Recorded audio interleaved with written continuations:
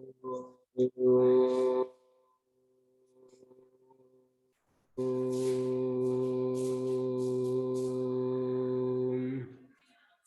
परमात्मने नमः।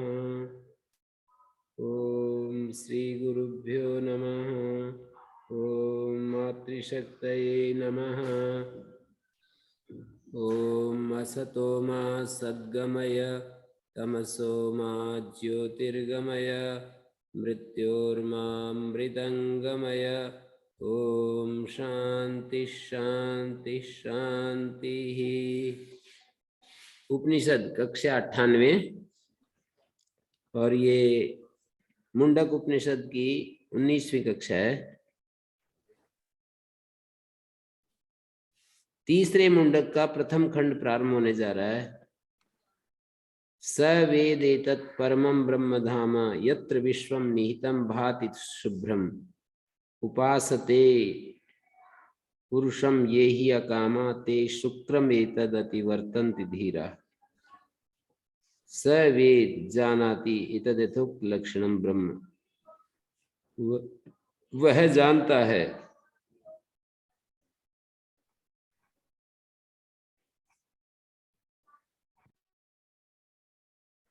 सकाम जो लोग होते हैं, कामना सहित होते हैं, जो आत्मज्ञानी पुरुष की जब पूजा की जाती है तो उनकी कामना की पूर्ति हो जाती है उन लोगों के आशीर्वाद से। और निष्काम जो लोग होते हैं वो आत्मज्ञानी की यदि पूजा करते हैं तो आत्मज्ञान की उनके आशीर्वाद से आत्मज्ञान की प्राप्ति होती है। जो जो चाहते हैं, जो जो जिस चीज को चाहते हैं उनको वही मिलता है।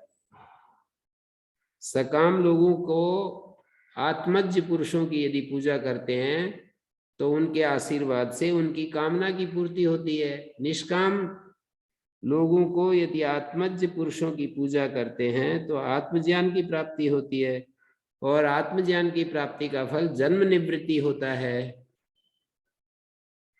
जन्म की निवृत्ति ही उसका फल होता है। तो यहाँ पर ये कह रहे हैं स वेद एतत् परमं ब्रह्म धाम, वह जानता है इस ब्रह्म के स्वरूप को। परमम उत्कृष्टम धाम सर्व कामना नाम आश्रयम आस्पदम, जो सभी कामनाओं का आश्रय है, सभी कामनाओं का आस्पद है। यत्र निहितम भाति शुभ्रम, यस्मिन ब्रह्मणि धामनि, जिस ब्रह्म में विश्वम समस्तम जगत निहितम अर्पितम, सारा जगत जिसमें निहित है, अर्पित है, जो अपनी अपनी ज्योति से, जो अपने प्रकाश से, अपने ज्ञान से शुद्ध रूप में प्रकाशित हो रहा है। शुभ्रम भाति क्रिया विशेषण है शुभ्रम। सारा विश्व, यत्र विश्वम यस्मिन ब्रह्मणि, विश्वम समस्तम, विश्वम का अर्थ है समस्तम जगत, सारा जगत निहित हुआ, अर्पित हुआ, जिसमें सारा जगत निहित है, अर्पित है, और जो अपनी ज्योति से शुद्ध रूप में प्रकाशित हो रहा है। उपासते पुरुषम ये ही अकामा, जो अकाम पुरुष है, निष्काम है, जो ऐसे उस पुरुष की उपासना करते हैं। तमपि एवं आत्मज्ञम पुरुषम ये ही अकामा विभूति तृष्णा वर्जिता। यहाँ पुरुष शब्द का अर्थ है जो आत्मज्ञ पुरुष। उपासते पुरुषम ये ही अकामा, अकाम होकर के, अन्य सांसारिक कामनाओं से वितृष्ण होकर जो ऐसे पुरुष की उपासना करते हैं। तमपि एवं आत्मज्ञम पुरुषम ये ही अकामा विभूति तृष्णा वर्जिता, ऐश्वर्य की तृष्णा से रहित होकर के, मुमुक्षु होकर के जो उपासना करते हैं। परमिव सेवन्ते, जैसे परम आत्मा की उपासना करते हैं। परमिव सेवन्ते, परम का सेवन करते हैं, उसका फल दे रहे हैं कि वो जन्म निवृत्ति उसका फल होता है। ते शुक्रम एतद अतिवर्तिन्ति धीरा, ते धीरा, वे धीर पुरुष। शुक्र का मतलब नृबीज। यदि तत् प्रसिद्धम शरीरोपादान कारणम, जो शरीर का उपादान कारण शुक्र रूप में, बीज रूप में जो प्रसिद्ध है, अतिवर्तन्ति अतिगच्छन्ति। वे धीमान पुरुष इससे ऊपर उठ जाते हैं, इससे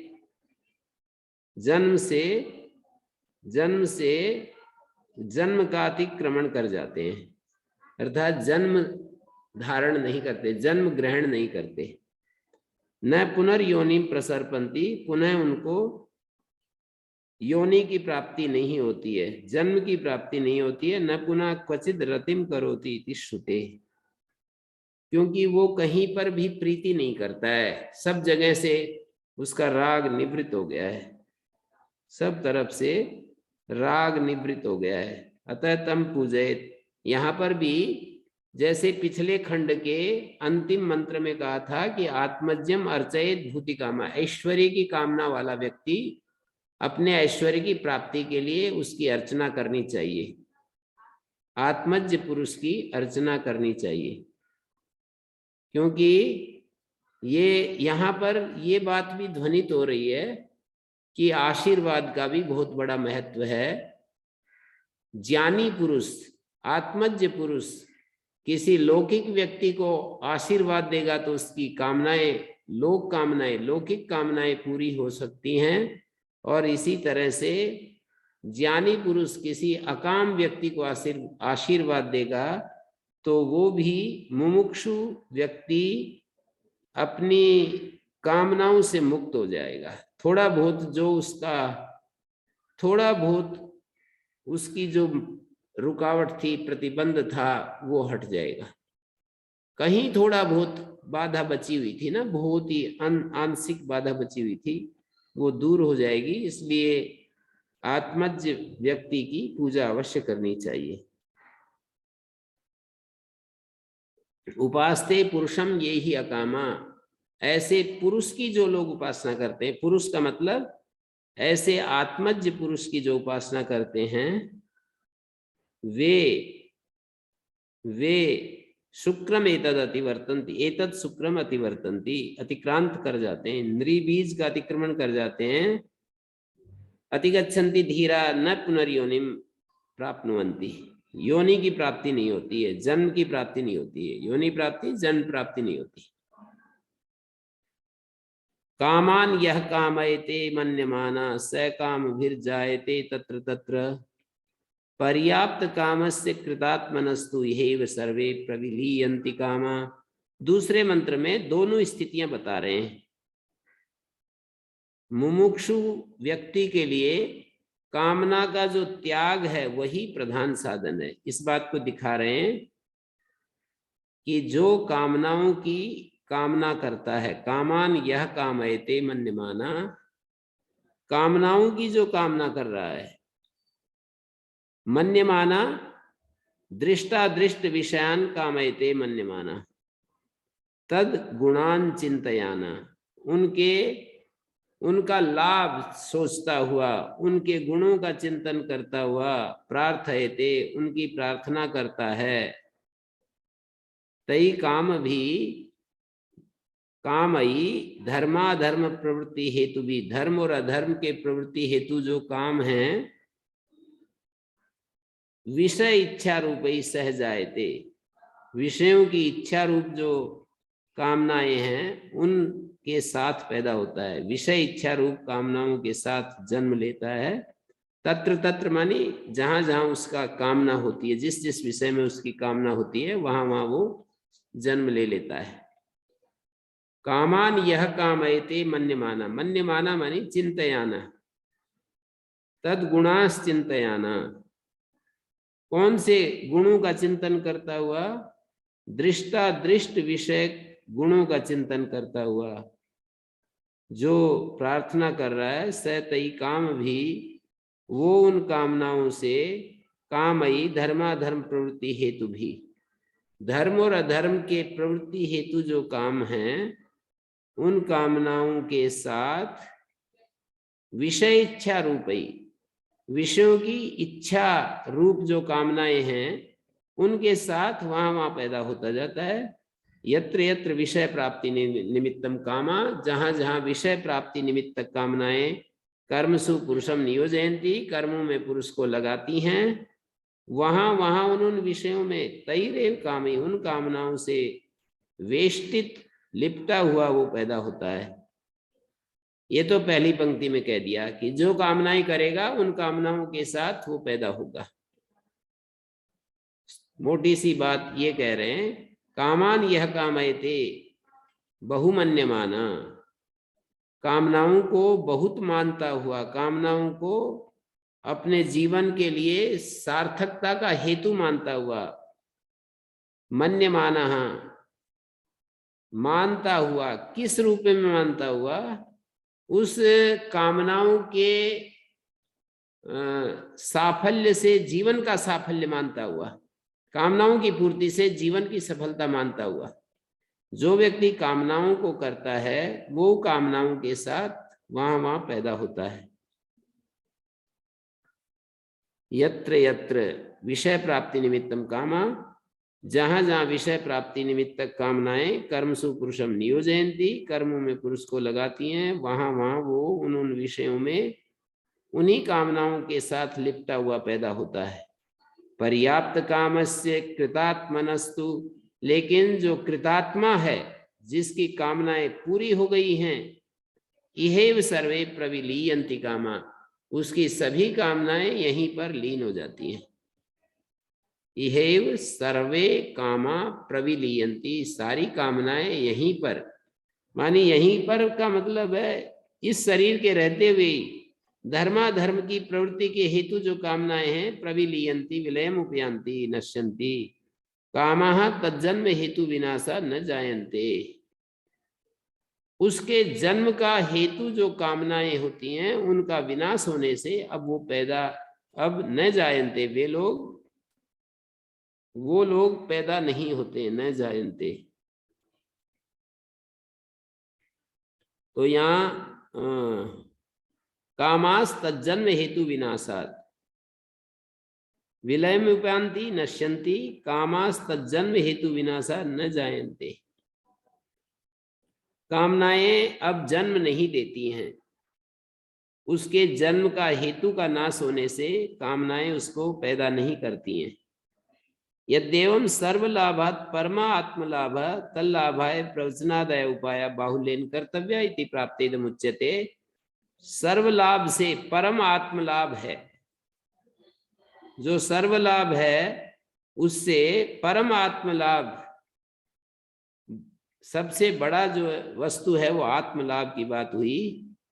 तल्लाभाय प्रवचनादय उपाय बाहुल्येन कर्तव्य है, प्रवचन आदि जो उपाय हैं उनको बहुलता से अनुष्ठान करना चाहिए, ये बात आ गई। तो इसके लिए ये बात आगे उत्तर में दे रहे हैं। इति प्राप्ते इदमुच्यते, यो नायम आत्मा प्रवचने लभ्या न मेधया न बहुना श्रुतेना। 1 2 3 साधनों का मना किया कि देखो योयम आत्मा व्याख्याता है, जिस आत्मा की बात उपनिषद में चल रही है बार बार, तो कह रहे हैं यस्य लाभा पर पुरुषार्थ, जिसकी प्राप्ति को परम पुरुषार्थ कह रहे हैं। नासो वेद शास्त्र अध्ययन बाहुल्येन प्रवचने लभ्या, ये आत्मा वेद शास्त्र अध्ययन बाहुल्य प्रवचन के द्वारा नहीं प्राप्त होता है। तथा न वेद है ग्रंथार्थ धारण शक्ति से भी नहीं प्राप्त होता है। किसी व्यक्ति ने 20,000 मंत्र याद कर डाले हैं तो आत्मज्ञान हो जाएगा, ऐसा नहीं है। ग्रंथार्थ शक्ति की धारणा से भी, ग्रंथ के अर्थ को धारण करने से भी, मतलब ग्रंथार्थ शक्ति धारणा, उन मंत्रों को, हजारों मंत्रों को याद कर लेना और उन याद किए हुए मंत्रों को हमेशा अपनी बुद्धि में बनाकर रखना, इस इतने मात्र साधन से भी आत्मज्ञान नहीं होता है, ये आत्मा प्राप्त नहीं होता है। नायम आत्मा प्रवचने लभ्या न मेधया, 2 साधनों का मना कर दिया कि मेधा से भी, ग्रंथ के अर्थ को धारण करने की शक्ति से भी आत्मा नहीं मिलता। न बहुना श्रुतेना, मानी भूयसा श्रवणेन अपि अयम आत्मा न लभ्या, बहुत ज्यादा सुनने से भी आत्मा की आत्मज्ञान की प्राप्ति नहीं होती। केन तरी लभ्य इति उच्यते, किस उपाय से आत्मज्ञान की प्राप्ति होती है, तो उसको दिखा रहे हैं। यमेव परमात्मानम एव एष विद्वान वृणुते प्राप्तुम इच्छति तेन वर्णेन एष परमात्मा लभ्य। यम परमात्मानम एष साधका वृणुते तेन वरयित्रा विशेषण प्राधान्यात वर्णेन। तो यहाँ पर न बहुना श्रुतेन, बहुत सारे सुनने से भी आत्मज्ञान नहीं होता है। बहुना श्रुतेन का भूयसा श्रवणेन, ये नहीं कह रहे कि अल्प सुनने से भी नहीं होता, बहुत सुनने से भी आत्मज्ञान नहीं होता है। बहुत अन्य वाचो विमुंचत है, ऐसे कहा है ना कि सारी अन्य वाणियों को छोड़ दो, आत्मज्ञान में, आत्मज्ञान के लिए ही जितना पुरुषार्थ कर सकते हो उसको करो। तो बहुना श्रुतेना भी न लभ्य, केंतरी लभ्य, तो किस उपाय से वो आत्मा प्राप्त होता है। यमेव, यहाँ पर यमेव परमात्मानम एव एष साधका वृणुते, जिस परमात्मा को यह विद्वान व्यक्ति वर्ण करता है, प्राप्तुम इच्छति तेन वर्णेन एष परमात्मा लभ्य, उस वर्ण के द्वारा ये परमात्मा प्राप्त होता है, अन्य किसी साधन के द्वारा नहीं मिलता है। यमेव परमात्मानम एव एष विद्वान वृणुते, जिस परमात्मा को ये विद्वान वर्ण करता है, प्राप्त करना चाहता है, तेन वर्णेन, उस वर्ण के द्वारा ये परमात्मा प्राप्त किया जा सकता है। नान्येन साधन कर्मणा, अन्य साधनांतर के द्वारा ये आत्मा नहीं मिलता है। क्यों? नित्य लब्ध स्वभावत्वात्, कहते हैं आत्मा तो नित्य ही हमें प्राप्त ही होता है। अप्राप्त को प्राप्त किया जाता है। जो नित्य प्राप्त है उसको कैसे हम प्राप्त करेंगे। ईदृशो असो विदुषा आत्मलाभ, ये विद्वान का आत्मलाभ कैसा है। तस्यैष आत्मा अविद्या संच्छन्नाम स्वाम पराम तनुम स्वात्म तत्वम स्वरूपम विवृणुते प्रकाशयति। प्रकाश इव घटादिर विद्यायाम सत्याम आविर्भवति, विद्या के होने पर प्रकाशे इव घटादि, जैसे रोशनी होने पर, रात के अंधेरे में प्रकाश होने पर जैसे घटादि उपलब्ध हो जाता है, ऐसे विद्या के होने पर विद्यायाम सत्याम, विद्या के होने पर वो आविर्भाव को प्राप्त हो जाता है, आविर्भवति। तस्यैष आत्मा अविद्या संच्छन्ना स्वाम पराम तनुम स्वात्म तत्वम स्वरूपम विवृणुते प्रकाशयति। प्रकाशे इव घटादि, प्रकाश में जैसे घटादि, प्रकाशे इव घटादि विद्यायाम सत्याम आविर्भवति। जैसे अंधेरे में प्रकाश होने पर घटादि आविर्भाव को प्राप्त हो जाता है, ऐसे विद्या होने पर यह आत्मा प्रकाशित हो जाता है। तस्य एष आत्मा अविद्या संच्छन्नाम स्वाम पराम तनुम स्वात्म तत्वम, अविद्या से ढका हुआ जो ये आत्म तत्व है, स्वाम पराम तनुम स्वात्म तत्वम, अपनी उस तनु को, स्वाम पराम तनुम स्वात्म तत्वम स्वरूपम विवृणुते। तस्य एष आत्मा, उसके लिए यह आत्मा, उसका यह आत्मा अविद्या से जो ढका हुआ उसका परम स्वरूप है, उसको खोल देता है, आत्मा खोल देता है। प्रकाशेव घटादि तस्मात् अन्य त्यागेन आत्मलाभ प्रार्थना एव आत्मलाभ साधनम, अन्य त्याग से आत्मलाभ की जो प्रार्थना है वही आत्मलाभ का साधन बन जाती है। इस मंत्र का दो तरह से अर्थ पहले भी आया, कठोपनिषद में ये मंत्र आता है। तो उपनिषद विचार व्यतिरिक्ते न बहुना सुतेन का टीकाकार ने अर्थ किया है, उपनिषद विचार व्यतिरिक्त साधन से नहीं मिलता है। उपनिषद का मंत्रों का जो विचार किया जाता है वो तो अवश्य साधन बनता है, पर इसके अलावा कोई भी विचार करेंगे तो आत्मा नहीं मिलेगा। तेन वर्णेन इति कथम व्याख्यातम यत्तदा भिन्नार्थत्वम साधन विवक्षाया प्रस्तुतत्वाद इत्यर्थम ब्रूमा। तेन वर्णेन कथम व्याख्यातम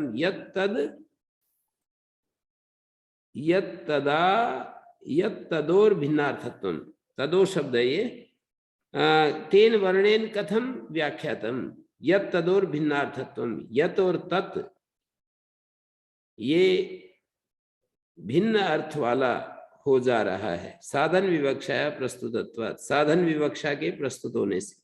परमात्मा अस्मीति अभेदानुसंधानम वर्णम, मैं परमात्मा स्वरूप हूं, ये जो अभेदानुसंधान है यही वर्ण है। वर्ण का मतलब ये है कि परमात्मा और मैं एक ही हैं, ये जो अभेदानुसंधान है यही वर्ण है। तेन वर्णेन एष आत्मा लभ्या भवति बहिर्मुखेन तु सत्सोपि श्रवणादो क्रियमाणेन लभ्यते।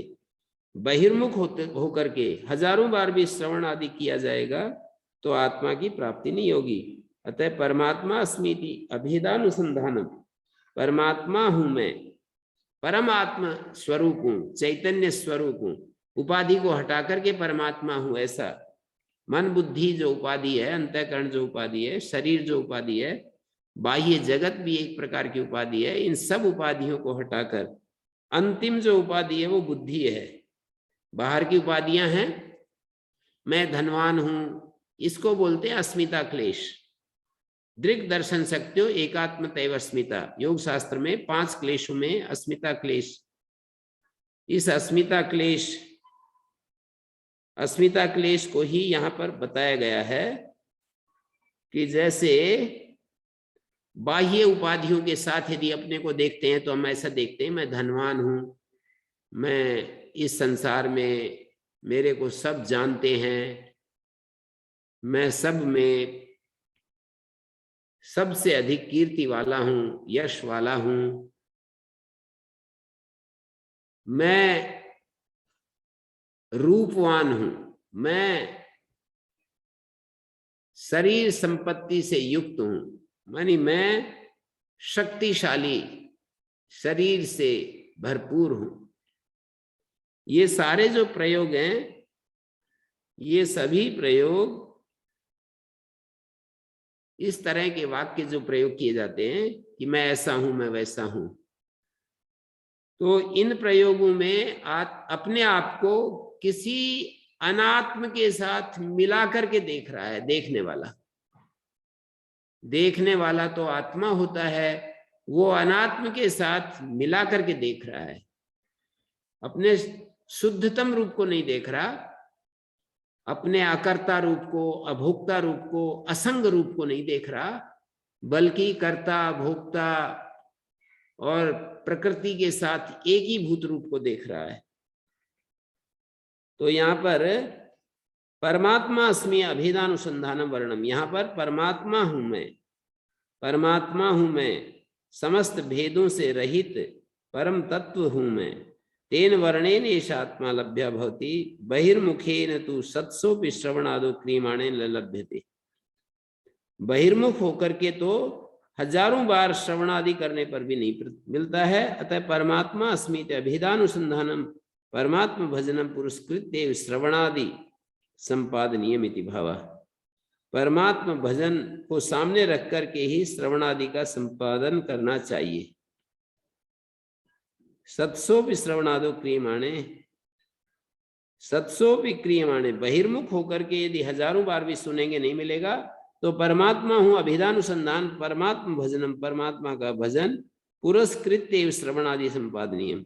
अथवा यमेव परमात्मा वृणुते तेन परमात्मना मुमुक्षु रूप व्यवस्थितेन श्रवणेन अभेद अनुसंधान लक्षणेन प्रार्थनेन कृत्वा लभ्य। परमात्मा मुमुक्षु रूप व्यवस्थित है, परमात्मा ही मुमुक्षु रूप में व्यवस्थित है,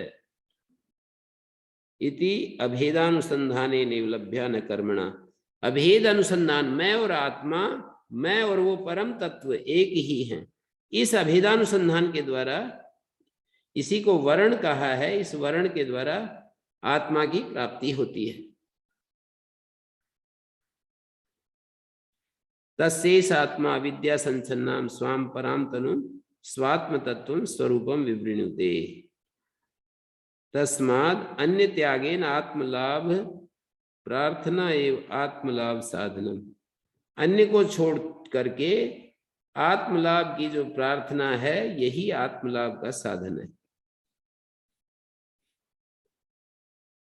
यदेव यमेव एष वृणुते तेन लभ्य। यमेव एष वृणुते, जिस परमात्मा को यह विद्वान वर्ण करता है, प्राप्त करने की इच्छा करता है, उस वर्ण के द्वारा एष परमात्मा लभ्यो नान्येन साधनांतरेण। यमेव एष वृणुते तेन लभ्य। यम परमात्मानम एष विद्वान वृणुते, वर्ण करता है, जिस परमात्मा को ये विद्वान वर्ण करता है, प्राप्तुम इच्छति तेन वर्णेन, उस वर्ण के द्वारा, उस वर्ण के द्वारा परमात्मा प्राप्त होने योग्य है। नानेन साधनांतरेण, कोई और साधन अपनाने की आवश्यकता नहीं है। नित्य लब्ध स्वभावत्वात्, नित्य लब्ध स्वभाव वाला होने से, क्योंकि वो तो नित्य प्राप्त है। कीदृशो असो विदुषा आत्मज्ञान इति उच्यते। ये विद्वान का कीदृशो असो विदुषा आत्म लाभ, विद्वान को आत्मा की प्राप्ति कैसी होती है, तो उसका उत्तर दे रहे हैं। तस्य एष आत्मा, उस विद्वान का ये जो आत्मा है, विद्या संचन्नाम स्वाम पराम तनुम स्वात्म तत्वम स्वरूपम विवृणुते, अपना स्वरूप बताता है। प्रकाश है सत्सा घटादि,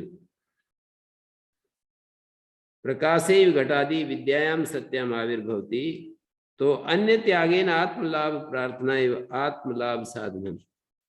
दूसरे साधनों का त्याग करके, अन्य त्यागेन मानी अन्य साधनों का त्याग करके आत्मलाभ प्रार्थना ही आत्मलाभ का साधन बन जाती है।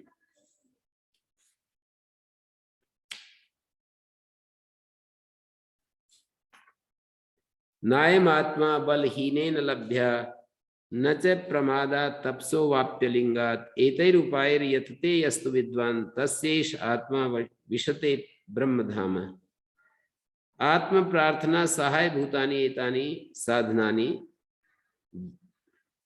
बल अप्रमाद तपांसी लिंग युक्तानि संन्यास सहितानि यस्मात् अयम आत्मा बलहीनेन, बल प्रहीणेन। बलहीनेन की जो व्याख्या की है, अद्भुत व्याख्या है, बस समझ में आ जाए तो एक एक शब्द हमारे को श्रद्धा से भर देगा, श्रुति के प्रति भी और श्रुति के व्याख्याकार के प्रति भी। तो कहा अयम आत्मा बलहीनेन न लभ्य। बलहीन का अर्थ होता है आत्मज्ञान निष्ठा जनित वीर्यहीनेन न लभ्य। आत्मज्ञान बलहीनेन, आत्मनिष्ठा जनित,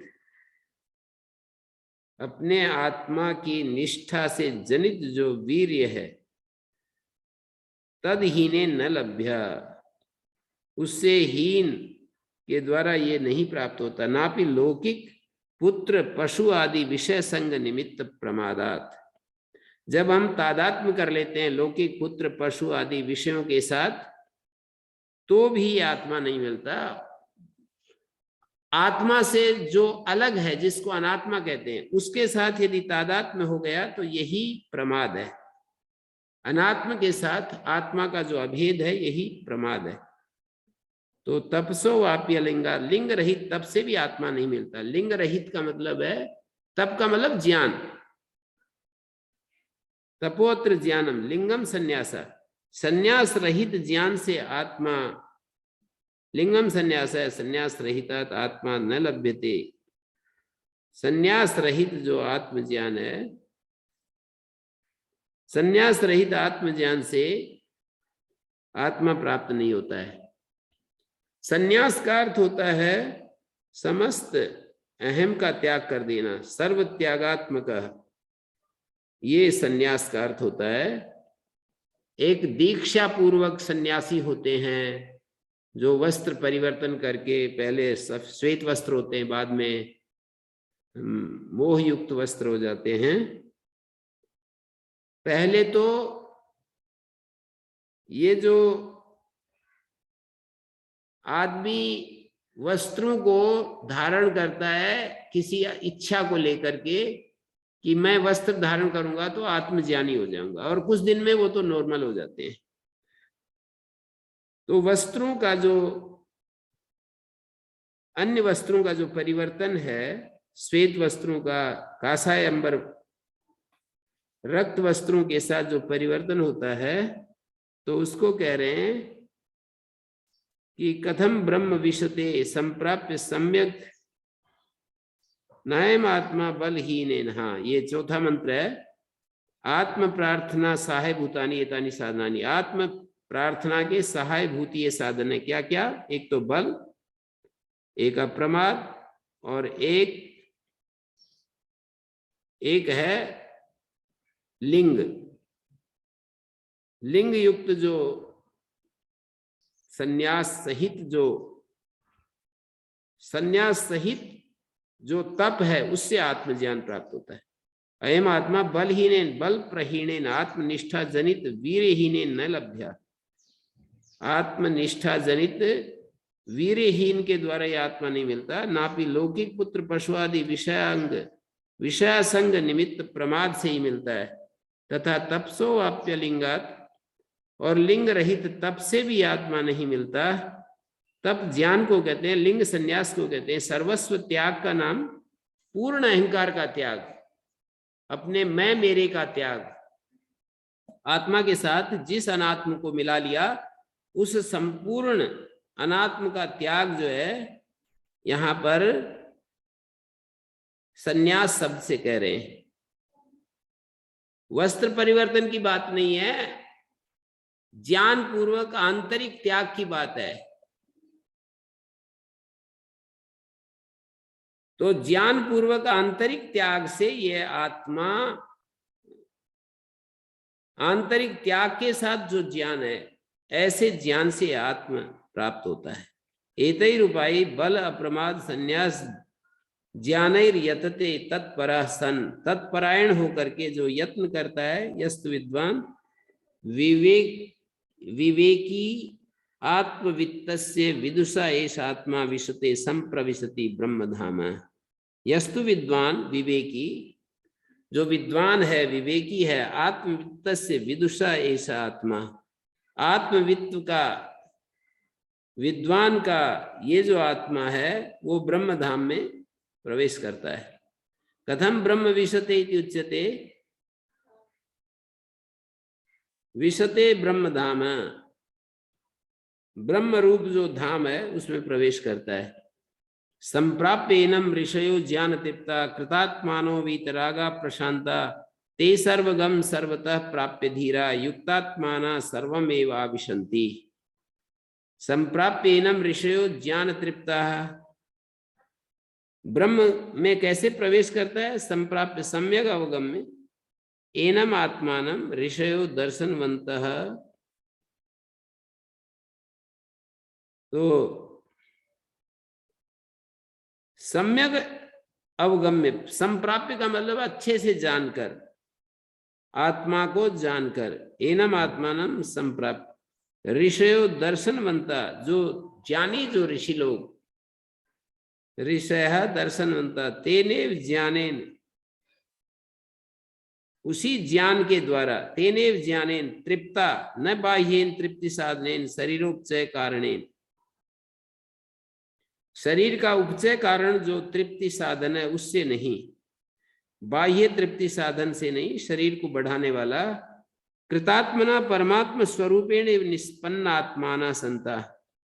कृतात्माना परमात्म स्वरूप से ही जो निष्पन्न आत्मा वाले, वीतरागा विगत रागादि दोषा, जिसके रागादि दोष चले गए हैं, प्रशांता उपरत इंद्रिया, त एवं भूत सर्वगम सर्वव्यापिनम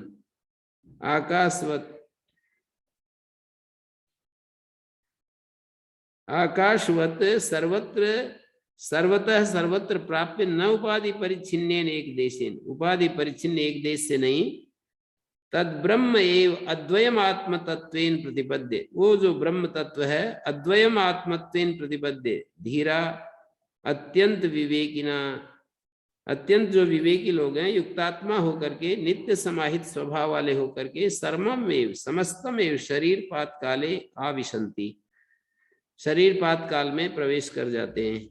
भिन्ने घटे घटाकाशवत अविद्याकृत उपाधि संपरिच्छेदम जहति, शरीर भिन्ने घटे, जैसे घट छिन्न भिन्न हो जाए, घटाकाशवत अविद्याकृत उपाधि परिच्छेदम जहति, घटाकाश की भांति अविद्याकृत जो उपाधि परिच्छेद है, उपाधि परिच्छेदम जहति, एवं ब्रह्मविदो ब्रह्मधाम प्रविशन्ति, ब्रह्म ज्ञानी लोग ब्रह्मधाम में प्रवेश करते हैं।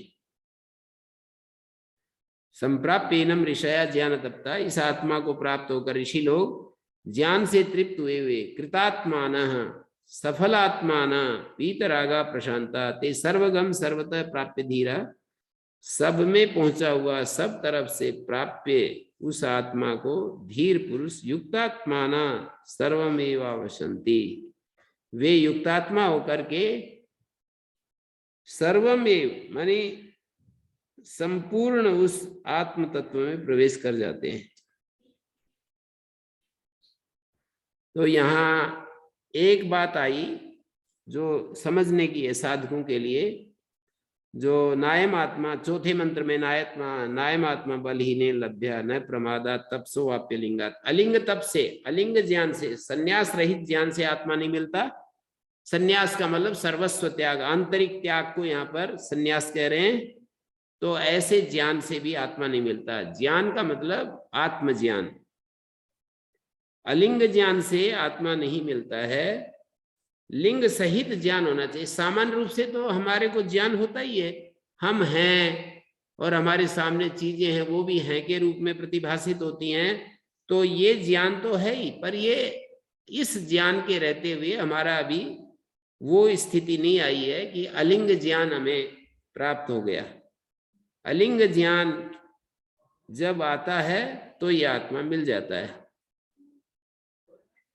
एतय उपाय यस्तु, यहाँ पर दिखा है भाष्यकार ने, एम आत्मा बलहीनेन बल प्रहीणेन आत्मनिष्ठा जनित वीर्यहीनेन न लभ्य, आत्मनिष्ठा से पैदा होने वाला जो वीर्य है उससे जो रहित है उस व्यक्ति के द्वारा यह आत्मा नहीं मिलता है। आत्मनिष्ठा किसी की धन निष्ठा होती है, किसी की बल निष्ठा होती है, किसी की राजनिष्ठा होती है, राजकार्य में हाथ, जिसका राजकाज में हाथ हो राजनिष्ठा, बल में खूब बढ़े हुए की बल निष्ठा, बल में स्थिति, और किसी की धन में स्थिति होती है, किसी की भोग निष्ठा होती है। तो ये तो आत्मज्ञान निष्ठा, आत्मनिष्ठा जनित वीर्यहीनेन न लभ्य, आत्मनिष्ठा जनित वीर्य से जो हीन है उससे ये आत्मा नहीं प्राप्त होता। और लौकिक पुत्र पशु आदि विषय संग निमित्त, विषय संग, विषय संग रूप निमित्त से, विषया संग प्रमादा तपसोप्यलिंगात, विषया संग निमित्त प्रमाद से भी ये नहीं मिलता। प्रमाद क्या है? विषयों की आसक्ति ही प्रमाद है। इन सारे उपायों से जो विद्वान उपाय करता है, तस्य एषा, उसकी आत्मा ब्रह्मधाम विशते, ब्रह्मधाम में प्रवेश कर जाती है, परमात्मा में प्रवेश कर जाती है। संप्राप्येनम ऋषया ज्ञान तृप्ता, ज्ञान तृप्त जो ऋषिगण इसको पाकर, आत्मा को पाकर कृतात्मा हो जाते हैं, कृतकृत्य हो जाते हैं, वीतराग हो जाते हैं, शांत हो जाते हैं, कुछ चाह नहीं बचती, संपूर्ण चाह से मुक्त हो जाते हैं। ते सर्वगम सर्वतः प्राप्य धीरा, सर्वगम सब जगह पहुंचा हुआ, सर्वतः प्राप्य, सर्वग को सब तरफ जो पहुंचा हुआ है उसको प्राप्त करके धीर पुरुष युक्तात्माना संतः, ते सर्वगम सर्वतः प्राप्य धीरा, युक्तात्माना सर्वम एवाविशन्ति, युक्तात्मा होकर के उस सर्व में प्रवेश कर जाते हैं। तो ये 5 मंत्र होते हैं। किसी का कोई प्रश्न है तो पूछा जा सकता है बीच में। नमस्ते आचार्य जी। जी आचार्य जी, वो बहुश्रुतियों के बाद जो बताए उसका थोड़ा सार बताइए। मैं ये कह रहा था बहुश्रुत से भी नहीं मिलता, इसका मतलब अल्पश्रुत का मना नहीं कर रहे हैं। अन्या वाचो विमुंचत है, आत्म विषयक जो ज्ञान है उसको तो सुनने के लिए कह ही रहे हैं। बहुश्रुत का निषेध कर रहे हैं। बहुत दुनिया भर की बातें हम जानते रहते हैं, तो उससे जानने से आत्मा नहीं मिलता। कुछ शब्दों को तो हमें देखना पड़ता है, कुछ शब्द तो सुनने पड़ते हैं। जैसे सत्यम ज्ञानम अनंतम ब्रह्म, विज्ञानम ब्रह्म, आनंदम ब्रह्म, अयम आत्मा ब्रह्म, ये इतने शब्द भी हमारे को आत्मज्ञान तक पहुंचा देंगे। प्रमाण के रूप में ये जो थोड़े से शब्द बोले जाते हैं ये हमको आत्मज्ञान तक पहुंचा देंगे। और बहुत सारे शब्दों पर हम पहुंच नहीं पाते, वे सारे स्लिप होते रहते हैं, हम पढ़ते रहते हैं, छूटते रहते हैं। तो इसलिए टीकाकार ने कहा बहुना श्रुतेन पर उपनिषद वाक्य व्यतिरिक्तेन, उपनिषद विचार व्यतिरिक्तेन बहुश्रुतेन। उपनिषद पर विचार जो किया जाता है उससे अतिरिक्त श्रवण से आत्मा नहीं मिलता है। उपनिषद विचार व्यतिरिक्त साधन के द्वारा आत्मा नहीं मिलता है। उपनिषद का विचार करने के लिए तो बाधा नहीं बता रहे हैं। बहुना श्रुतेन मतलब उपनिषद को छोड़ करके और दुनिया भर की बातें हैं हम पढ़ते रहते हैं, आध्यात्मिक लोग भी रात दिन पढ़ते रहते हैं, तो उससे आत्मा नहीं मिलता है। उपनिषद वाक्यों पर विचार करना कितना भी करे, ये भी बताया था एक बार मेरे को गुरुजी ने, उपनिषद वाक्यों पर विचार जो है वो बहुश्रुत में नहीं आता है, बहुना श्रुतेन में नहीं आता है। जितना भी कोई रात दिन उपनिषद वाक्यों पर विचार करता रहे वो बहुना श्रुतेन इस सीमा में नहीं आता है। बहुना श्रुतेन आत्मा को छोड़कर अन्य विषयों की खोज अन्वेषणा जो करते हैं तो आत्मज्ञान में बाधा ही उपस्थित हो जाती है। ओम गुरु जी। हाँ जी गुरु जी प्रणाम जी। गुरु जी, इसमें चौथे मंत्र में न प्रमादा तपसो, तो ये प्रमाद तो इसका साधन नहीं है, तो इस का उल्लेख क्यों कर रहे हैं? प्रमाद नहीं, तो वो चीज इकट्ठी करके दोनों को देखिए आप जी, इकट्ठा करके देखिए। प्रमाद नहीं, ऐसा कह रहे हैं बलहीन से भी ये आत्मा नहीं, आत्मज्ञान निष्ठा जनित जो बल है उससे जो रहित है उसको आत्मा नहीं मिलेगा जी। आत्मज्ञान में जो स्थिति है होती है, आत्मज्ञान निष्ठा होती है, जैसे धन निष्ठा, बल निष्ठा, राज निष्ठा आदि मैंने बताई। आत्मज्ञान निष्ठा जनित वीर्यहीनेन आत्मा न लभ्या। आत्मज्ञान में जो स्थिति है और उससे जनित जो बल होता है, वहां भी कहा है ना, आत्मना विंदते वीर्यम, आत्मा से वीर्य प्राप्त होता है, बल प्राप्त होता है जो अनात्म को हटा पाता है। जी। दूसरी ये कही कि प्रमाद से भी आत्मा नहीं मिलता, और प्रमाद नाम किसका है? प्रमाद नाम है जो अस्मिता क्लेश है उसको प्रमाद कहते हैं। मैं जब आत्म और अनात्म का जो सम्मिश्रण हो जाता है उस अवस्था का नाम प्रमाद है। और भाष्यकार ने व्याख्यान किया है प्रमाद का, लौकिक पुत्र पशु आदि विषय से विषयासंग निमित्तक जो प्रमाद है, अर्थात उसके साथ जो एकात्मता हो जाती है, ऐसी स्थिति में भी आत्मज्ञान नहीं होगा। पुत्र पशु आदि विषयासक्ति के कारण से जो प्रमाद उत्पन्न हो जाता है, आत्मच्युतिर एवं प्रमाद, आत्मा से प्रच्युत होना ही प्रमाद है।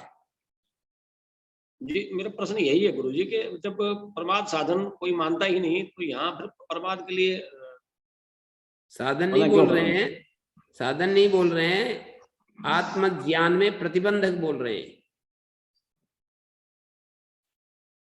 प्रमाद जो है वो प्रतिबंधक बनकर उपस्थित हो जाता है तो आत्मज्ञान नहीं होता है। जी और आत्मज्ञान निष्ठा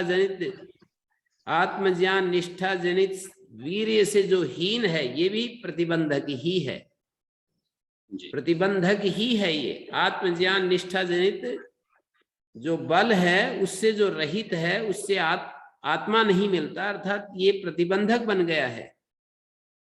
जी और तीसरा अलिंग तप से भी आत्मा नहीं मिलता है, मानी संन्यास रहित जो ज्ञान है उससे भी आत्मा नहीं मिलता है। अलिंग तप का मतलब संन्यास रहित सर्वस्व त्याग रूप, अंदर से जब हम सर्व त्याग कर देते हैं, असंग अवस्था को प्राप्त हो जाते हैं, तो वो सलिंग तप हो जाता है। सलिंग तप, अलिंग तप। सलिंग तप हो जाता है जब हम भीतर से सब चीजों को छोड़ देते हैं और आत्म स्वरूप में स्थित हो जाते हैं, तो वो सलिंग तप हो जाता है। और अलिंग तप माने त्याग नहीं करते और ज्ञान तो हमें होता रहता है, ज्ञान तो होता रहता है, श्रवण मनन इत्यादि करते करते ज्ञान तो होता रहता है, लेकिन अभी त्याग उत्पन्न नहीं होता है, तो ये आत्मा नहीं मिलता है, ऐसा कह रहे हैं। जी गुरु जी ज्ञान फिर तो आगे होता करें। रहता है, ज्ञान होने का मतलब है कि श्रवण मनन आदि से ज्ञान होता रहता है, पर त्याग उत्पन्न नहीं हो रहा है, तो ऐसे ज्ञान से आत्मा नहीं मिलेगा। अलिंग तप से ज्ञान आत्मा नहीं मिलेगा, सलिंग तप से मिलेगा। लिंग का मतलब है सर्वस्व त्याग। जी गुरु जी फिर एतई उपाय जो कह रहा है, इसमें एतई से किसको लें? एतई का मतलब है बल युक्त आत्मज्ञान निष्ठा जनित वीर्य के द्वारा, अप्रमाद के द्वारा और सलिंग तप के द्वारा जो विद्वान यत्न कर रहा है, मानी बल के द्वारा, अप्रमाद के द्वारा और सलिंग ज्ञान के द्वारा। भाष्यकार ने साफ साफ लिख दिया है आपके प्रश्न का उत्तर। एतई उपाय बल अप्रमाद संन्यास ज्ञान यतते तत्परः सन प्रयतते, तत्परायण होकर के प्रयत्न कर रहा है वो विवेकी आत्मवित्तस्य विदुषा एषा आत्मा विशते संप्रविशति ब्रह्मधाम। अर्थात पहली लाइन में जो बताया है जिनके लिए निषेध किया है उनसे उल्टा, उनसे उल्टे जो साधन, उनसे विपरीत। जी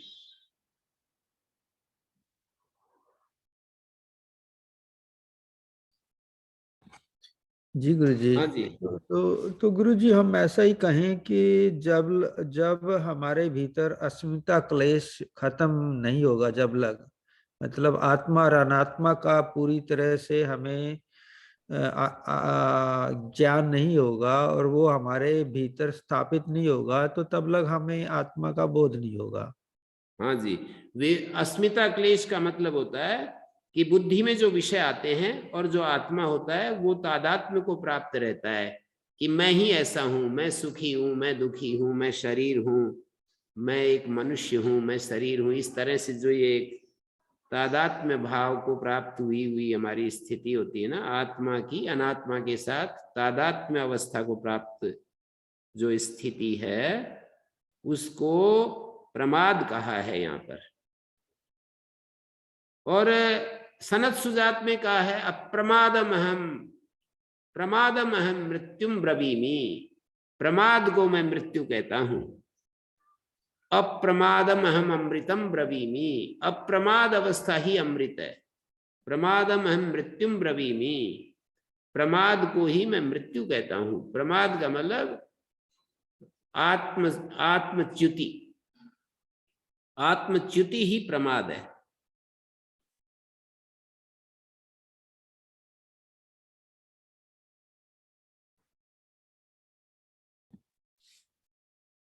तो आत्मवित्त का, विद्वान का जो ये आत्मा है वो ब्रह्म में प्रवेश कर जाता है, ऐसा। एष आत्मा विशते ब्रह्मधाम, एष आत्मा मानी विद्वान का ये जो आत्मा है आत्मवित्तस्य विदुष एष आत्मा ब्रह्मधाम विशते संप्रविशति।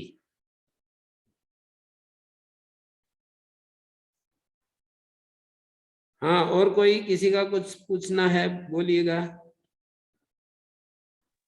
ओम गुरु जी। जी गुरु जी, आज थोड़ी कक्षा ज्वाइन करने में वो आईडी बदल गया था, तो समय लग गया। पहला मंत्र यदि एक बार फिर से बता दें। पहला मंत्र सुन नहीं पाए जी। ये कह रहे हैं इसमें ना दो बात कही है। पहला मंत्र सवेद, अच्छा दो क्या बात है। पहले मंत्र में तो ये कहा है सवेद एतत् परमं ब्रह्म धाम। स मानी वो जानता है ब्रह्म को, परम उत्कृष्ट जो धाम है, सर्व कामानाम आश्रयम आस्पदम यत्र यस्मिन् ब्रह्मणि धामनि विश्वम समस्तम जगत निहितम अर्पितम भाति शुभ्रम। तीन वाक्य पहले उसमें देखिए, स वेद एतत् परमं धाम ब्रह्म धाम यत्र विश्वम निहितम भाति शुभ्रम। ये तीन छोटे छोटे वाक्य बना लीजिए। स वेद एतत् परमं ब्रह्म धाम, वह जानता है, इस परम ब्रह्म धाम को जानता है, वो साधक जानता है। स वेद जानाति यथोक्त लक्षणम ब्रह्म परमम उत्कृष्टम धाम सर्व कामानाम आश्रयम आस्पदम। सब कामनाओं का जो आश्रय है, आस्पद है, उस ब्रह्म को वह जानता है। वह कौन? वह सब कामनाओं का आश्रय जो ब्रह्म है वह जानता है। कौन जानता है? साधक। एतत् परमं ब्रह्म धामा, जो परम ब्रह्म धाम है उसको वह जानता है, वह विद्वान जानता है। यम यम लोकम, क्या कहा? स वेद जानाति एतद् यथोक्त लक्षणम ब्रह्म। दूसरी पंक्ति में कहा, दूसरे वाक्य में कहा यत्र विश्वम निहितम यस्मिन् ब्रह्मणि धामनि, जिस ब्रह्म तेज में, धाम का मतलब ज्ञान स्वरूप में, विश्वम जगत निहितम अर्पितम। और तीसरे वाक्य में भाति शुभ्रम, जो कि अपने ज्योति से शुद्ध रूप में प्रकाशित है। तो जो वह जो जानता है, वह जो ऐसा ऐसा जानता है, वह जो ऐसा ऐसे ब्रह्म को जानता है, उपासते पुरुषम ये ही अकामा, अकामना के रास्ते पर, अकामना के राह पर चलने वाले जो लोग ऐसे पुरुष की उपासना करते हैं, ते शुक्रम एतदति वर्तन्ति धीरा, वे धीर पुरुष इस मनुष्य बीज का अतिक्रमण कर जाते हैं, मनुष्य बीज में प्रवेश नहीं करते। यहां पहली पंक्ति में उस स वेद एतत् परमं ब्रह्म धाम यत्र विश्वम निहितम, जिस ब्रह्म में ये सारा सारा विश्व अर्पित है और जो अपनी ज्योति से प्रकाशमान है, वो जो वह जो इस ब्रह्म को जानता है और उस ब्रह्मज्ञ पुरुष की जो उपासना करते हैं। कौन लोग? अकाम लोग। पहले वाले खंड के अंतिम मंत्र में कहा था यम यम लोकम मनसा संविभाति विशुद्ध सत्वा कामयते यास्य कामान तम तम लोकम जयते ताश्च कामान तस्माद आत्मज्ञम अर्चयित भूति कामा। ये कहा था कि जो ऐश्वर्य की कामना चाहते हैं, ऐश्वर्य कामना वाले हैं, वो आत्मज्ञ पुरुष की अर्चना करें, पूजा करें, और उसके आशीर्वाद से उनको जो जो वो चाहेंगे वो मिलेगा। वो यदि पात्र हैं और उनकी जो इच्छा है, मैंने एक सूत्र निकाला है कि जो हम चाहते हैं, जिसके हम योग्य होते हैं, पात्र होते हैं, वो चीज हमें मिल ही जाया करती है, जो हम चाहते हैं और जिसके हम पात्र होते हैं। तो यहां पर कहा कि स वेद एतत् परमं ब्रह्म धाम है, उस परम ब्रह्म धाम को वह जानता है, जहां पर वह मानी कोई एक विद्वान साधक जो होता है, विद्वान सिद्ध पुरुष के लिए कह रहे हैं, उसको जानता है। यत्र विश्वम निहितम, जिस ब्रह्म में ये सारा विश्व अर्पित है, भाति शुभ्रम, और ये शुद्ध रूप में प्रकाशित है। अब ये दूसरी पंक्ति में कह रहे हैं जो अकाम होकर के ऐसे पुरुष की उपासना करते हैं, तो उस पुरुष के आशीर्वाद से उनकी थोड़ी बहुत जो कसर रह रही थी वो भी मिट जाती है, और वे धीर ध्यानवान होकर, धीमान होकर, ये जो नृबीज है शुक्र, इसका अतिक्रमण कर जाते हैं, अर्थात जन्म ग्रहण नहीं करते। मानी पहली पंक्ति में उस ज्ञानी का वर्णन किया है कि जिसमें ये सारा समस्त विश्व निहित है, जो अपने शुभ्र ज्योति के साथ प्रकाशित है, उस ब्रह्म धाम को जो जानते हैं, ऐसे उस ज्ञानी पुरुष की जो उपासना करते हैं। दूसरी पंक्ति में कह दिया, ऐसे ज्ञानी पुरुष की जो उपासना करते हैं। कौन करते हैं? अकामा। पहले खंड के अंत में तो सकाम पुरुषों का चित्रण खींचा था।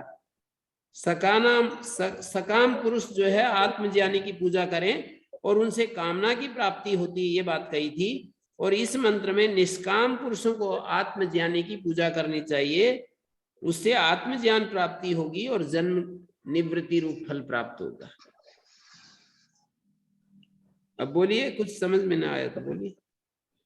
मानी इसका सीधा सा यह तो लें गुरु जी के सिद्ध पुरुष की उपासना से ही सिद्धि मिलती है। सिद्ध पुरुष की उपासना से भी, सिद्ध पुरुष की उपासना से भी सिद्धि मिलती है। जी गुरु जी, भी लगा देना चाहिए जी, क्योंकि अलग अलग बहुत सारे साधन बताए, ही लगाते ही तो सारे साधन कट जाएंगे। जी गुरु जी। तो सिद्ध पुरुष की उपासना से भी हमें सिद्धि मिलती है। उपासते पुरुषम यही अकामा, ऐसे पुरुष की जो उपासना करते हैं। ऐसा पुरुष कौन सा? यहाँ पुरुष शब्द का अर्थ है ऐसा सिद्ध पुरुष।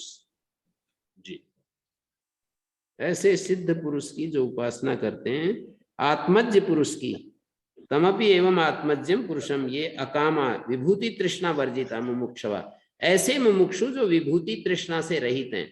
अकामा का अर्थ यहाँ पर पूर्ण रूप से अकाम हो गए ये तो नहीं आएगा, सामर्थ्य से ऐसा अर्थ है, क्योंकि वे किसी आत्मज्ञानी की उपासना कर रहे हैं, इसका मतलब अभी थोड़ी कसर रह रही है। जी, विभूति तृष्णा से रहित हैं, मुमुक्षु हैं, क्योंकि पहले मंत्र में तो विभूति की कामना वाले हैं लोग, और आत्मज्ञानी के पास जाते हैं तो उनकी कामना पूरी हो जाती है उसके आशीर्वाद से। यहाँ तो उनके आशीर्वाद से उनका थोड़ा बहुत बचा हुआ ज्ञान है वो भी हट जाता है और आत्म स्वरूप में स्थित हो जाते हैं और वे मुक्त हो जाते हैं। वे दूसरे मंत्र में भी फिर इसी बात को कहा है कि जो कामना वाले होते हैं उनकी कामनाएं पूरी हो जाती है। हाँ, दूसरे मंत्र में भी ये कामना वाले कामना पूरी हो जाती है, और जो कृतात्मा है, कृतकृत्य हैं, जिनकी कामना कोई नहीं बची, यह सर्वे प्रविलीयन्ति कामा, यही इस शरीर में ही उसकी कामनाएं समाप्त हो जाती है, फिर आगे जन्म नहीं लेता है। जी, तीसरे मंत्र में ये बतला दिया कि ये आत्मा प्रवचन से, मेधा से और बहुत श्रुत होने से नहीं मिलता है, मानी उपनिषद विचार से व्यतिरिक्त बहुत सुन रहे हैं तो नहीं मिलता है। मानी तर्क प्रणाली से जो बहुत ज्यादा विचार करते हैं उसको बहुत शुद्ध में ले जाएंगे। मैत्रेय जी को बता रहा हूं, बहुत ज्यादा तार्किक दृष्टि से जो विश्लेषण कर रहे हैं, तर्क प्रणाली के तरीके से बहुत शुद्ध हो रहे हैं, उनको यह आत्मा नहीं मिलेगा। उपनिषद शैली से तो सुनना चाहिए, आत्मा वारी द्रष्टव्या, श्रोतव्या, मंतव्या, निदिध्यासितव्या, ये हम सोच सकते हैं। ऐसे इस शैली में हम इस मंत्र का, पहले भी आपने पूछा था, न बहुना श्रुतेना, एक तरफ आत्मा वारी द्रष्टव्या, श्रोतव्या, मंतव्या कह रहे हैं, दूसरी तरफ निषेध कर रहे हैं। ये तो कल भी इन्होंने पूछा था ना कि तप साधन का मना भी कर रहे हैं, तो काय क्लेश युक्त जो साधन है उस तप से नहीं मिलेगा आत्मा, और मन को एकाग्र करने रूपी साधन से आत्मा मिलेगा। दोनों तप हैं, मन की एकाग्रता भी तप है और काय क्लेश पूर्वक जो अनुष्ठान किया जाता है, काय क्लेश से कोई पुण्य संचय होगा। आत्मा तो पुण्य संचय होगा, परंपरा से आगे चल करके आत्मा मिल सकता है, लेकिन साक्षात साधन नहीं। काय क्लेश वाले साधन से हम ये सोचे सीधा आत्मा मिल जाएगा, तप करेंगे, कठिन कठिन तप करेंगे, स्वल्प भोजन करेंगे, ये एक तप है। एक समय भोजन करेंगे, ये तप है। बहुत कम निद्रा लेंगे, 4 घंटे से ज्यादा नहीं सोएंगे, ये एक तप है। और निरंतर मौन में रहेंगे, चुप रहेंगे, बोलेंगे नहीं, ये भी एक तप है। ये सारे साधन ऐसे हैं जिनसे आत्मा की प्राप्ति नहीं होगी। यदि हम मन और इंद्रियों को एकाग्र रखते हैं, मैंने मौन शब्द बोला, यदि आंतरिक मौन है तो वो तो फिर अंतरंग साधन बन ही जाता है, पर हम वाणी को, बाह्य वाणी को चुप करके बैठ जाते हैं, कभी कभी ऐसा होता है, और इशारे करते हैं, लिखते रहते हैं, कोई आता है तो हम संकेत भी करते हैं, लिख लिख करके बात करते हैं, तो ऐसे साधन से आत्मा नहीं मिलता है। और ये आत्मा प्रवचन, मेधा, बहुश्रुत से नहीं मिलेगा। यमेव एष वृणुते, इस पंक्ति के जो 2 अर्थ मैंने पहले भी बतलाए थे, एक बार तो यमेव यम शब्द से साधक लेंगे, एक बार यम शब्द से परमात्मा लेंगे, ऐसे समझ सकते हो आप बड़े आराम से। जिस परमात्मा को यह विद्वान वर्ण करता है, यह विद्वान वर्ण करता है, प्राप्त करना चाहता है, तेन लभ्या, उस वर्ण के द्वारा, उस परमात्मा वर्ण के द्वारा यह आत्मा मिलता है। यत तत् का नित्य संबंध है, जिसको हमने यत शब्द से कहा, तत्शब्द से उसी को पकड़ा जाता है, ये वाक्यार्थ की शैली है। गुरुजी बार बार मेरे को इस मंत्र को, मेरे ख्याल में आधा आधा घंटे करके 3 बार मेरे को समझाया है। ये मंत्र, यही एक मंत्र आधा आधा घंटा करके 3 बार मैं समझ चुका हूं। तो वो बार बार एक ही बात कहते हैं कि यत और तत् का नित्य संबंध होता है। जिसको हम यत शब्द से कहते हैं, तत्शब्द से उसी का ग्रहण किया जाता है। यमेव एष वृणुते तेन लभ्य, तो यम शब्द से जिसको कहेंगे, तेन शब्द से उसी को पकड़ा जाएगा, ऐसा उनका आग्रह रहता है। लेकिन एक दूसरा अर्थ भी किया जाता है कि यमेव एष वृणुते, जिस साधक को यह आत्मा चुनता है, तो तेन लभ्य, जिस साधक को एष परमात्मा वृणुते, जिस साधक को परमात्मा ही वर्ण कर लेता है, तेन मानी उस साधक के द्वारा यह आत्मा प्राप्त हो जाता है। जिस साधक के द्वारा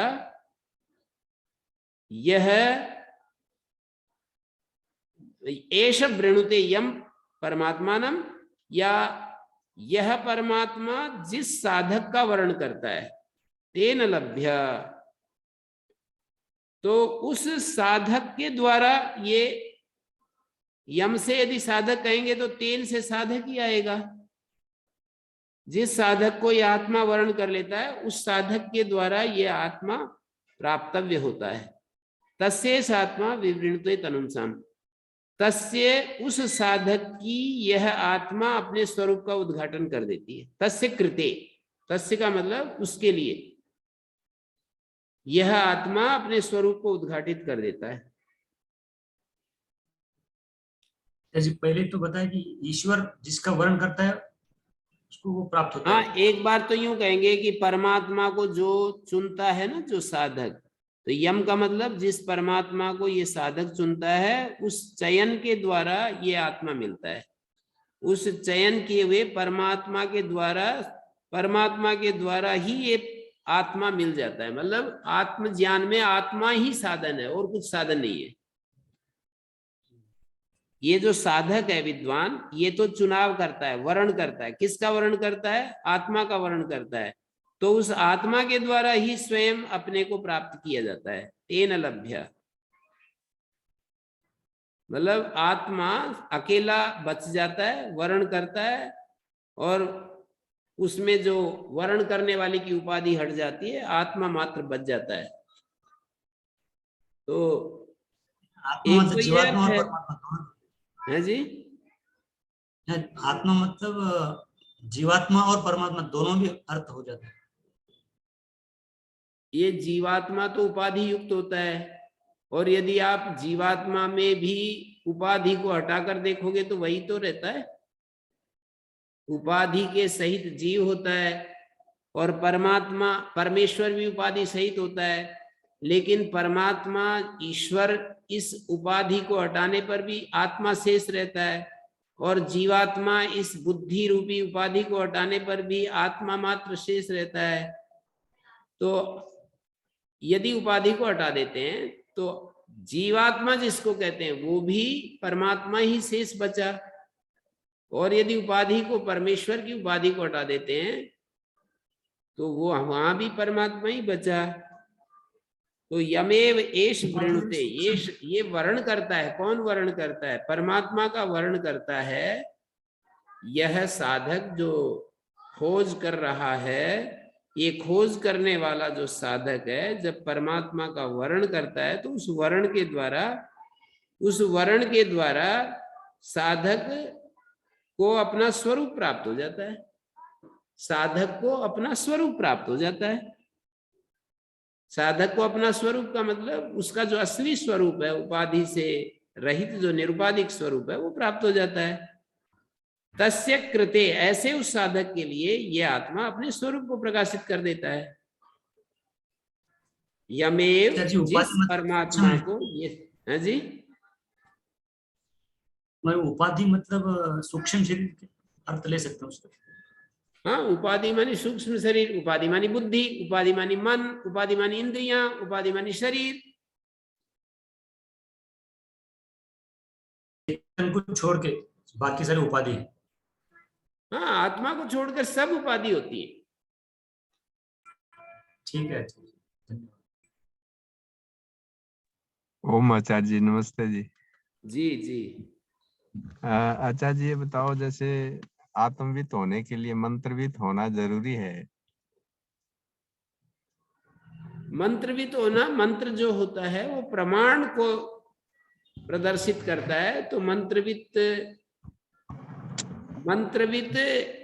होने के बाद ही कुछ करना पड़ता है, वही प्रक्रिया है। मंत्रवित केवल मंत्र शब्द को जान लिया, शब्द के प्रकृति प्रत्यय अर्थ आदि को जान लिया, और मंत्र जो कह रहा है उसको हम प्रतिबंधकों को नहीं हटाया, तो आत्मविद तो नहीं हो पाएंगे। नहीं, जैसे कबीर आदि मतलब संत हुए हैं, मतलब कुछ लोग वो कहते हैं मंत्र कि तो जानते ही थे। मंत्र का मतलब ये नहीं होता है कि ये वेद के मंत्र, वेद का मंत्र किसी न किसी रूप में आना चाहिए। कि जैसे क्राइस्ट का एक वचन है, me and my father are one, ये मंत्र ही तो है। मैं और मेरा पिता एक हैं।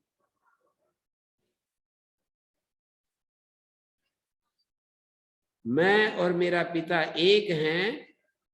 माई kingdom of heaven is with in you, ये क्राइस्ट का दूसरा वाक्य है।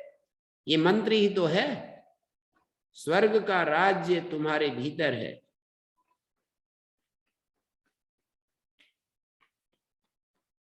किसी भी तरह से उन्होंने इस बात को अनुभव कर लिया, तो ये मंत्र ही तो है।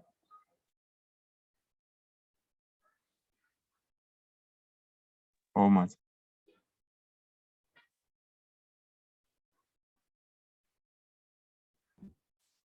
हाँ जी, अशोक जी नहीं बोल रहे हैं? नहीं गुरुजी, अशोक मैं जी सुन नहीं रहा बोल हूँ। प्रणाम। रहे हैं जी।